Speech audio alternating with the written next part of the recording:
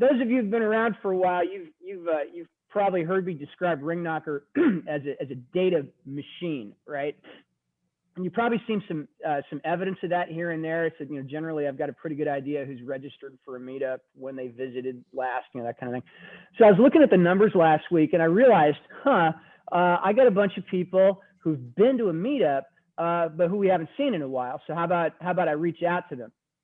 Now we've been at this for almost a year and a half.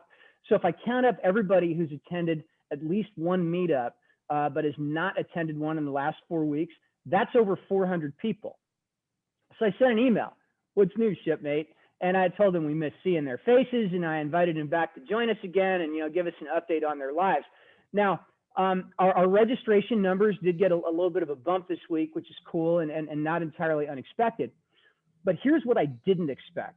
A bunch of those people replied to my message. And I have to tell you, it was like the week before Christmas when all the Christmas cards come in. I got a bunch of great updates about swim camps and family trips and business milestones and whatnot. Like shipmates living their lives and being happy. And there was another thread that ran kind of deep through all the responses.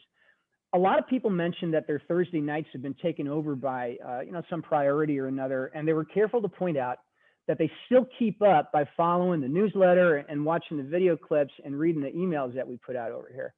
There's a lot of personal encouragement in there, like, hey, we're with you. We appreciate the work you're doing, and please don't stop, right?